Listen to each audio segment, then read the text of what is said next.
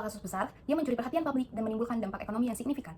Kasus korupsi bansos di COVID-19 pada tahun 2020 yang merugikan negara sekitar 8,4 triliun. Kemudian kasus Asapri pada 2021 yang menyebabkan kerugian sekitar 22,78 triliun, serta kasus korupsi Jiwasraya pada tahun 2019 sampai dengan 2020 dengan kerugian 16,8 triliun. Keberadaan kasus-kasus besar ini menunjukkan bahwa korupsi itu tidak hanya dilakukan dengan skala birokrasi kecil, melainkan melibatkan pejabat berpengaruh dan menyasar sektor-sektor strategis seperti asuransi, pertahanan, dan sumber daya alam. Indonesia Corporate Watch juga mencatat bahwa pada 2024 terdapat 364 perkara korupsi dengan 687 tersangka, sementara pada 2022 jumlah perkara mencapai 686 kasus dengan 1.695 tersangka, menandakan bahwa praktik korupsi tetap terjadi meskipun upaya penindakan terus dilakukan. Secara keseluruhan, data dan fenomena konkret tersebut menunjukkan bahwa korupsi di Indonesia merupakan masalah struktural yang berdampak besar terhadap stabilitas ekonomi dan juga sosial dan juga pemerintahan. Lonjakan kerugian negara yang sangat besar, munculnya kasus-kasus korupsi berskala nasional, tingginya jumlah perkara korupsi, serta rendahnya pemulihan aset memperlihatkan perlunya pembenahan sistem pengawasan, transparansi anggaran, dan penegakan hukum pastinya. Pemberantasan korupsi tidak cukup hanya mengandalkan penindakan, tetapi memerlukan reformasi menyeluruh untuk memperkuat integritas lembaga publik dan membangun budaya anti korupsi di semua level masyarakat. B. Contoh kasus konkret. Di sebuah pemerintah kabupaten di Indonesia, seorang kepala bidang pembangunan Indonesia A diketahui melakukan praktik korupsi terselubung ketika menangani proyek perbaikan jalan desa bernilai miliaran rupiah. A memanggil beberapa kontraktor yang berminat mengikuti tender, lalu meminta apa yang ia sebut sebagai uang koordinasi agar perusahaan tertentu diprioritaskan sebagai pemenang. Secara subjektif, A merasa tindakannya dapat dibenarkan karena ia sedang mengalami kesulitan ekonomi setelah istrinya terkena penyakit yang membutuhkan biaya pengobatan besar, sementara gajinya dianggap tidak mencukupi. Ia juga terpengaruh budaya kerja di kantornya, di mana atasan dan rekan kerja sering membicarakan setoran proyek sebagai bagian dari kebiasaan yang dianggap normal dalam birokrasi. A meyakinkan dirinya bahwa selama proyek tetap berjalan, mengambil sedikit keuntungan bukanlah masalah besar. Namun secara objektif, tindakan tersebut jelas merupakan korupsi yang menyalahgunakan jabatan untuk kepentingan pribadi. Akibatnya, proyek akhirnya dimenangkan oleh kontraktor yang memberikan setoran terbesar. Bukan yang paling kompeten, jalan yang dibangun pun cepat rusak karena kualitas pengerjaannya buruk. Membuat mobilitas warga terhambat, distribusi hasil pertanian menjadi lebih mahal, dan perekonomian desa menurun. Selain itu, penggunaan anggaran negara menjadi tidak efektif, kepercayaan masyarakat terhadap pemerintah kabupaten menurun, dan para pegawai yang mengetahui praktik itu menjadi takut bersuara karena khawatir akan adanya intimidasi. Meskipun belum diproses secara hukum, kasus ini menunjukkan bahwa korupsi di level pemerintahan daerah dapat menimbulkan kerusakan sistematik yang merugikan banyak pihak. Masuk ke deskripsi topik, korupsi adalah tindakan penyalahgunaan wewenang atau kekuasaan yang dipercayakan untuk keuntungan pribadi atau kelompok tertentu. Tindakan ini mencakup berbagai bentuk seperti penerimaan suap, penggelapan uang negara, memeras, memberikan jabatan kepada kerabat atau nepotisme, menerima hadiah yang tidak wajar atau gratifikasi, dan memanipulasi tender proyek. Pada dasarnya, korupsi adalah pengkhianatan terhadap kepercayaan publik. Korupsi menciptakan ketidakadilan karena akses terhadap pelayanan atau sumber daya bukan didasarkan pada hak atau kebutuhan, melainkan pada kemampuan membayar atau hubungan kekuasaan.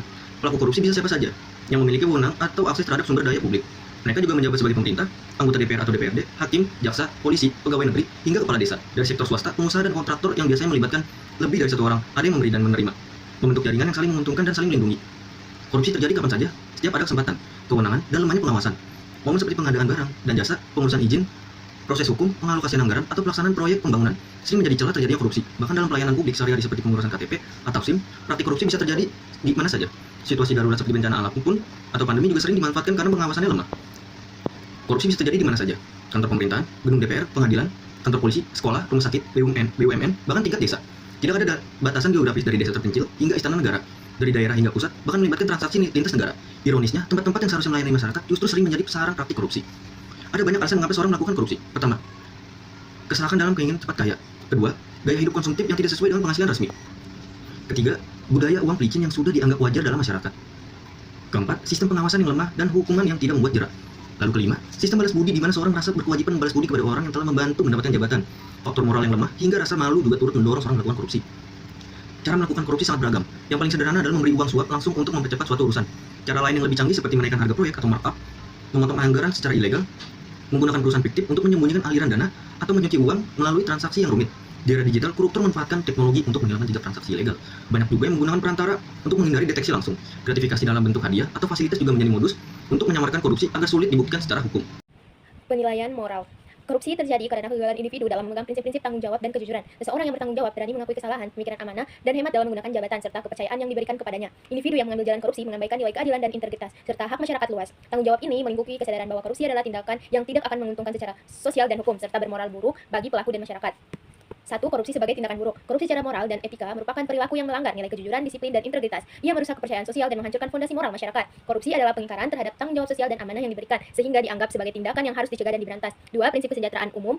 Korupsi berlawanan dengan prinsip kesejahteraan umum, menyebabkan pemborosan anggaran publik dan ketidakadilan dalam distribusi sumber daya. Dana yang seharusnya digunakan untuk pembangunan infrastruktur, pendidikan, dan kesehatan disalahgunakan, sehingga memperburuk kualitas hidup masyarakat dan memperlebar kesenjangan sosial. Korupsi menghambat pencapaian kesejahteraan masyarakat secara luas dan merugikan banyak pihak.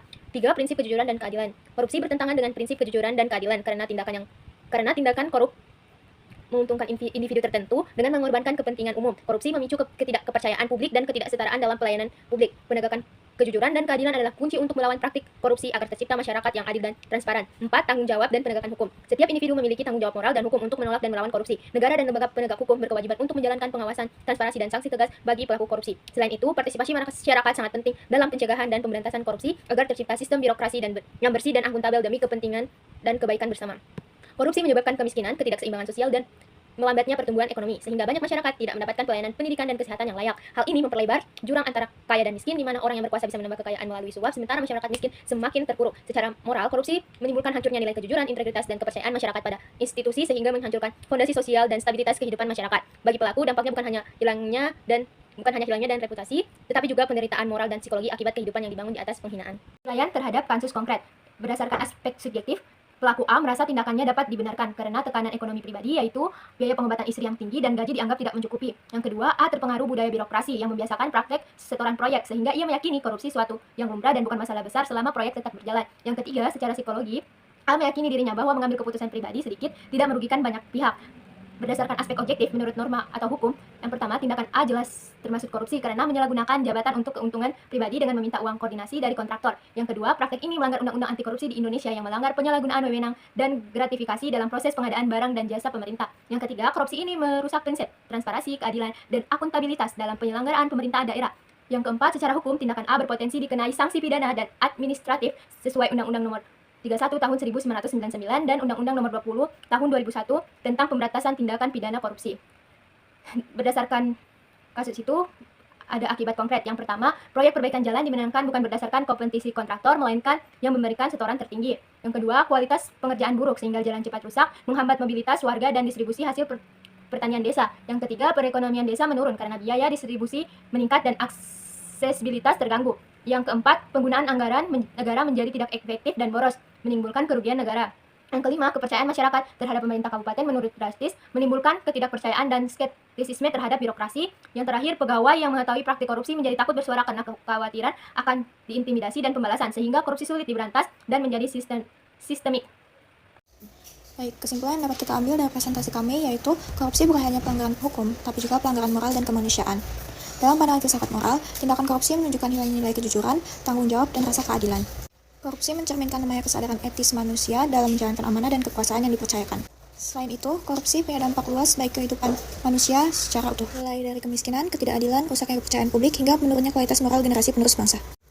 Oleh karena itu, pemberantasan korupsi harus dimulai bukan hanya dari sistem hukum, tapi dari pembentukan hati nurani dan kesadaran moral individu. Dengan demikian, mari kita sama-sama membangun kesadaran moral dan etika yang kuat untuk mencegah dan pemberantasan korupsi demi masa depan yang lebih baik. Jadi, refleksinya yaitu korupsi bukan hanya pelanggaran hukum, tetapi juga pelanggaran moral yang sangat serius. Korupsi mencerminkan hilangnya nilai kejujuran, tanggung jawab, dan kepedulian terhadap sesama. Dalam pandangan filsafat moral, manusia memiliki kewajiban untuk bertindak berdasarkan kebaikan dan keadilan. Namun, ketika seseorang melakukan korupsi, ia telah mengkhianati nilai-nilai tersebut demi kepentingan pribadi. Melalui refleksi ini, kami memahami bahwa perubahan menuju masyarakat yang bebas dari korupsi harus dimulai dari diri sendiri dengan menanamkan sikap jujur, disiplin, dan berintegritas dalam kehidupan sehari-hari. Lalu, saran yang dapat kami berikan untuk mengatasi masalah korupsi ini, diperlukan langkah yang tidak hanya bersifat hukum, tetapi juga moral dan sosial. Pendidikan karakter dan etika harus diperkuat sejak dini, agar generasi muda memiliki kesadaran moral yang tinggi. Para pemimpin di semua tingkatan hendaknya menjadi teladan dalam hal kejujuran dan transparansi, karena keteladanan memiliki pengaruh besar terhadap masyarakat. Selain itu, masyarakat juga perlu berperan aktif dalam mengawasi, melaporkan, dan menolak segala bentuk praktik korupsi. Dengan membangun kesadaran moral, memperkuat integritas, dan menumbuhkan budaya anti korupsi, diharapkan kehidupan bermasyarakat dapat berjalan secara adil, bersih, dan bermartabat.